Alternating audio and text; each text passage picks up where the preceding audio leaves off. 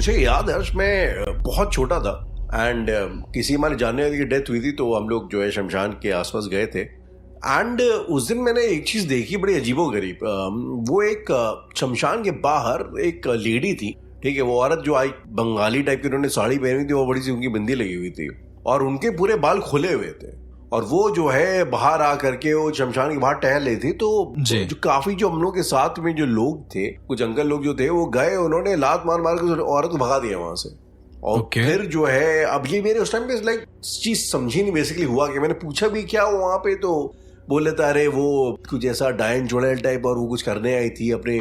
नहीं तो वो कहाँ खड़ी थी एग्जैक्ट? कहाँ? शमशान की बाहर ही। ओके, शमशान की बाहर की लाशें अंदर जा रही थी। तो भाई जिसकी थे सब लोग अंदर चले गए, वो बाहर की बाहर ही खड़ी, काफी देर बाहर खड़ी रही। अच्छा। तो किसी ने भाई चांडा लोगों ने पूछा होगा कि यहाँ पे क्या कर रही है, तो उसने कोई जवाब दिया नहीं, थोड़ी कोई पागल टाइप से थी। हाँ। फिर अंदर से लोग गए और उसके लात मार के निकाल दिया बाहर कि मतलब अच्छा। ये उनका कहना ये था कि ये कोई डायन चुड़ैल टाइप की है जो कि अपनी एनर्जीज को एक तरीके से रिचार्ज कर रही है। अच्छा। वो ज्यादा पावरफुल हो रही बाहर खड़े होके अपने बालों से, आई एम गेसिंग की शक्तियां, I don't know. The point is कि ये एक चीज बोली गई जो आप बोलते हैं ना कि सर के ऊपर हाथ रख के जाओ तो ऐसा होता है। हाँ हाँ। तो क्या इज इट लाइक मतलब यस पॉसिबिलिटी है, अगर मैं ऐसे बोलूं डराने वाली बात नहीं है लेकिन ये पॉसिबिलिटी है। अब आप ऐसे देखेंगे तो जब कभी कोई मरता है, आप मैं थोड़ा आपको वहां पे ले जाता हूँ, जब एक किसी की डेथ का सीन चल रहा होता है तो वहां पर कितना एहतियात बरतते हैं लोग ये देखने के लिए, कितना ज्यादा सावधानी देखते हैं कि जब अर्थी बन रही हो तो उसको बाएं से दाएं नहीं, दाएं से बाएं बांधना चाहिए। उसको किस तरीके से लाश को लिटा रहे हो कि उसका जो पैर है वो गेट के साइड रहे, पैर सामने की साइड ना रहे, मतलब उसका जो सर है वो जाने की साइड रहे, ऐसा ना रहे कि सर जो है उसका उल्टे साइड हो। तो ये बहुत ज्यादा देखा जाता है क्योंकि सबसे आगे जो कंधा देता है उसके पास उसका सर होना चाहिए, ऐसा करके, ठीक है, इसका पाँव नहीं होना चाहिए। अब आप इसको थोड़ा सा इन डेप्थ ये समझो कि उस समय बाल को ढका जाता है, बाल खोल के नहीं करा जाता है, बाल उस टाइम हटा दिए जाते हैं, राइट? या तो हटा दो, जिसके हैं जो कंधा देने आ रहा है, मैंने तो रखे थे अपने बाल, टू बी वेरी ऑनेस्ट, मेरी दादी खत्म हुई थी तो बस मैंने ढक लिए थे, ठीक है, तो ढक भी सकते हो, उतना भी इनफ है। अब एक किस्सा है जो मेरे दिमाग से कभी नहीं जाता है। मेरी एक बुआ है, मॉल रोड में रहती हैं, कानपुर में एक जगह है जी, तो उनके यहाँ किसी की होती है डेथ और मैं बहुत छोटा था, मुझे तो पता भी नहीं है इस चीज के बारे में। मैंने इस किस्से को मम्मी से कंफर्म किया तो उन्होंने बताया कि हाँ ऐसा हुआ था। क्या था कि उनके बुआ के यहाँ पे शायद उनका कोई लड़का या कोई तो ऐसा इंसान रहा होगा, मुझे धुंधली यादें जो है वो उसमें बताता हूँ, तो उसने लगाई थी फांसी। फांसी के बाद पोस्टमार्टम वगैरह हुआ या जो भी हुआ, पुलिस ने इजाजत दे दी कि आप इनको जला सकते हो बेसिकली, क्योंकि तुरंत जलाने नहीं देते हैं। फांसी के बाद पुलिस ले जाती है, पोस्टमार्टम करती है सब। तो पूरी तरीके से पोस्टमार्टम नहीं हुआ था उनका, जो भी पुलिस को डिटेल चाहिए थी ले गई थी, लिया उसने और उसके बाद उसे जलाने के लिए दिया। घर के बाहर वो बॉडी रखी करीबन 2 घंटे के लिए, मुझे अच्छे से याद है। तो हुआ क्या कि शायद वो जो भैया रहे होंगे उनका कोई कहीं पर कोई अफेयर होगा, कुछ तो ऐसा जी। तो एक लेडी आती है, ठीक है, और वो आके सीधा उनके ऊपर गिर जाती है। यहाँ पर सबसे अजीब बात यह है कि उसके बाल खुले थे और वो लाश के ऊपर गिरी रहती है परमानेंट, रो रही है उनके ऊपर पूरा गिर के। इस तरह से कहा जाता है कि जब कोई डेड बॉडी आपके सामने रखी हो तो अपने बालों को खोलकर किसी भी लेडीज को उस डेड बॉडी पे नहीं डालना चाहिए, वरना उस डेड बॉडी की जो अपनी अतृप्त ऊर्जाएं होती हैं वो तुम्हारे अंदर प्रवेश करती ऊर्जाएं होती हैं। कुछ ऐसी ऊर्जा होती हैं जो पूरी तरीके से बाहर नहीं आ पाती हैं, वो जलने पर, हाँ वो जलने पर ही आती हैं। तो इसीलिए अग्नि संस्कार कहा जाता है कि सबसे बेस्ट माना गया है। तो उस औरत ने बहुत देर तक जो है उनकी लाश के ऊपर अपने बालों को रखा, बाल पूरे खुले हुए और समझ लीजिए वो पूरे बाल लाश के ऊपर पड़े हुए, उनका सर सीने पे रखा हुआ पूरे। तो मैं क्या देखता हूँ कि थोड़ी देर के बाद उनकी सांसें तेज होने लगती हैं। अब ये बहुत कॉमन सा चीज थी कि भाई वो रो रही हैं तो हो सकता है उनकी सांसें फूल रही हैं, तेज हो जाए जी। सांसें फूलते फूलते राहुल एक बड़ी अजीब चीज हुई कि वो जोर जोर से वो जो भैया थे उनकी छाती को पीटने लगी, अपनी नहीं उनकी छाती को पीट रही हैं। मतलब उनका जो सर था वो उनके पेट के आसपास था और अपने हाथ से वो भैया की छाती को जोर जोर से मारने लगी। 4-5 लोगों ने पकड़ के हटाया, उनका चेहरा राहुल मैं कभी नहीं भूल सकता हूँ, एकदम आंखें खुली हुई पूरी तरीके से। बेसिकली उनका नाम वीरू था कि वीरू मेरा है, वीरू को कोई नहीं ले जा सकता, वो पागलपन वाला जो फेज होता है वो पूरा फेज, पर बाल एकदम खुले हुए और अलग तरीके के, मतलब उसमें ऐसा लग रहा था कुछ तो है बालों में। वो कह रही कि मरने के बाद भी ये मेरे साथ रहेगा, तुम लोग इसको ले ना जाना, यहां से ले नहीं जा सकते तुम लोग 4 बजे के पहले। उसने ये बोला। उस समय बज रहे थे 3:30। बॉडी को ले जाना जरूरी था शमशान घाट, लेकिन बॉडी को ले जा ही नहीं पाए वो लोग। बताते हैं कि एक अजीब सा भारीपन आ गया था उसकी बॉडी में, किसी तरीके से उठा के रखा गया। ये मैंने कंफर्म किया मम्मी से कि ऐसा हुआ था कि नहीं जी। तो सारी चीजें अरेंज करते करते, पंडित को बुलाते बुलाते, सब कुछ करते करते बज गया 5:30। ओके। और वो औरत दूर बैठी घर के बाहर चौखट के हंस रही है।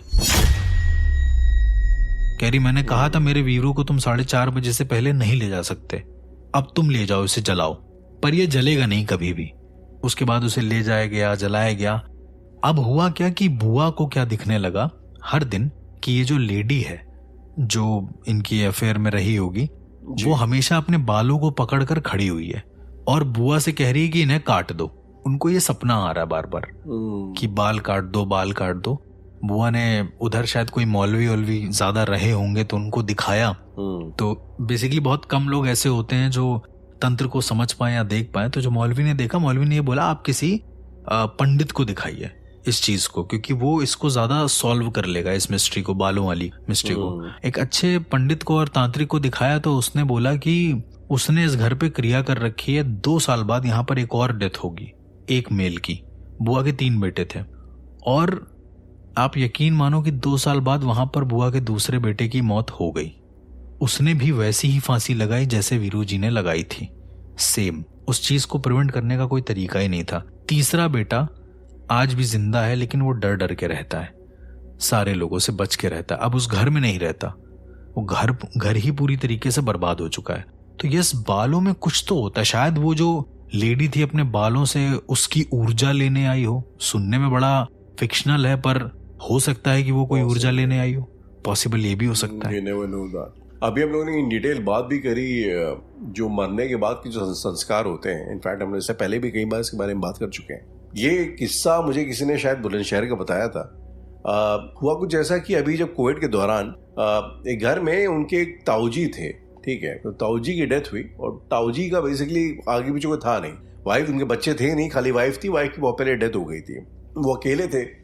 अब उनकी डेथ हुई तो उनको जो है, क्योंकि कोविड का टाइम चल रहा था, कोई छूने को राजी नहीं था। ओके। और कैसे तो भी जो है कचरे वाली गाड़ी उनका जो है उनकी बॉडी को उठा करके उनको की बॉडी को डंप कर दिया।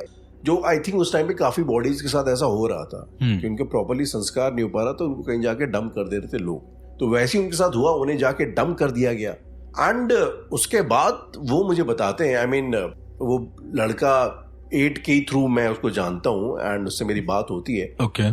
और वो मुझे बताता है कि ताऊजी उन लोगों को अक्सर जो है उस घर के दरवाजों पे दिखाई देते हैं, चौखट पे दिखाई देते हैं। वो मतलब कभी सुबह कोई बताया एक बार दूध वाला आया और उसने दूध दिया और वो दे के चला गया और बोला कि अरे आपके ताऊजी ने लिया तो था दूध। अच्छा। और उसके बाद इस तरीके से कई लोग हैं, उन्होंने दावा किया कि उन्होंने ताऊजी को देखा दरवाजे पे, जो घर के बाहर के लोगों की मैं बात कर रहा हूँ।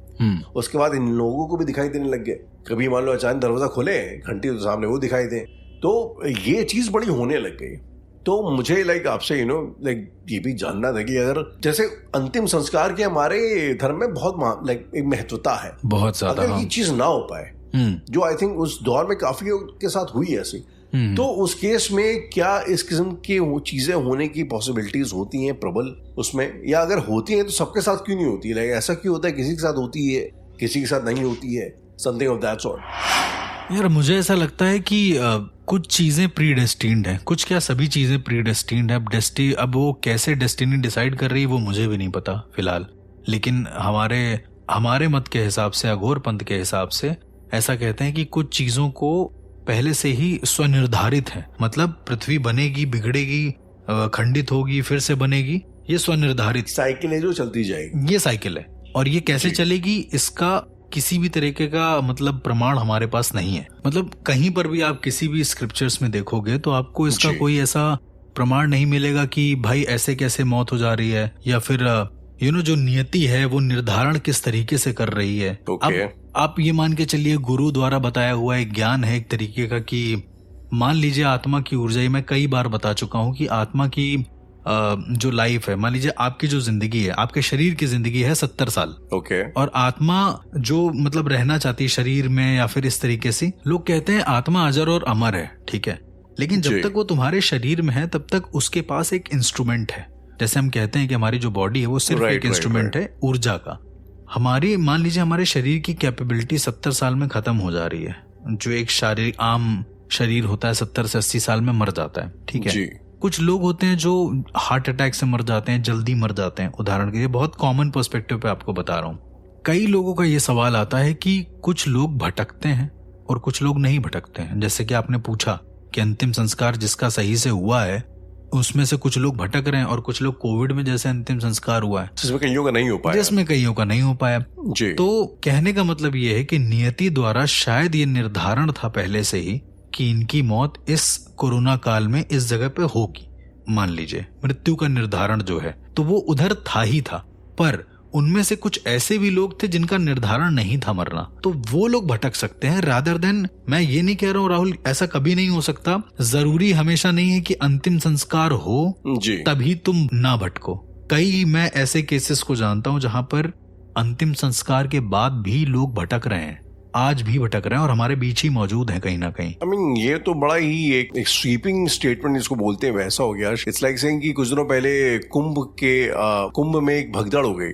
अब बड़ा अनफॉर्चुनेट है, बड़ा गलत है, लेकिन उसमें कुछ लोगों ने आके सामने से ये बोला कि भाई यही उनके मुक्ति का मार्ग था, तो वो लोग मरे नहीं, मुक्त हो गए। नहीं खैर ये तो I mean maybe you are right, मैं कह रहा हूँ, लेकिन इस कॉन्टेक्स्ट में जो है बड़ा ही अजीबोगरीब बात है। तो ये कहते हैं ना कि कोविड के दौरान जो लोग थे उनकी नियति में ही मौत लिखी थी, उसमें तो शायद कितने ऐसे लोग मरे जो बड़े यंग थे, 20-25 साल के भी लोग मरे हैं। बिल्कुल। कई बार ऐसा भी होता है ना कि तुम्हारे जो कर्मास होते हैं वो डिसाइड करते हैं कि तुम्हारी ऊर्जा को कब तक यहाँ पर रहना है और कब तक नहीं रहना। देखो यहाँ पर दो कॉन्सेप्ट आते हैं, या तो तुम कर्म के कॉन्सेप्ट पे चलो, जो कर्म प्रबल वाला कॉन्सेप्ट है जी, जो मोस्टली बनारस के मंडन मिश्र जब शंकराचार्य जी से बहस करते थे तो वो बताते थे कि कर्म प्रबल होता है। या तो आप ये मानो कि नियति ने अपना कुछ समय निर्धारण किया हुआ है, अब वो किस हिसाब से ये हमें नहीं पता। आप कर्म प्रबल मान रहे हो तो उसके हिसाब से देखोगे तो शायद उसके कर्म उतने सही ना रहे हो, या फिर उसके कर्मों का उसको लास्ट में उसको उद्देश्य मिल गया और वो मर गया हो। कई बार ऐसा भी कहते हैं कि इंसान अपने उद्देश्य की पूर्ति के बाद मर जाता है। अब उसका उद्देश्य क्या है ये किसी को नहीं पता, ये भी शायद निर्धारण है। गीता में स्वयं ये कहा गया है ना कि जब तुम्हारा उद्देश्य कंप्लीट हो जाएगा इस धरती पर, तब तुम्हें मुक्ति मिल जाएगी। मतलब तुम चले जाओगे, तुम्हारा शरीर छोड़ दोगे तुम। वो 25 साल में हो सकता है, वो 60 साल में हो सकता है, इसका तो निर्धारण नहीं है ना। हमारे पास कोई ऐसा कॉन्टेक्स्ट या फिर कोई ऐसा प्रूफ नहीं मौजूद है जिसमें ये पता चल सके कि हमारे पास क्या उद्देश्य है। यदि वो पता चल जाए तो मुक्ति का मार्ग बहुत आसान हो जाएगा किसी भी आत्मा के लिए।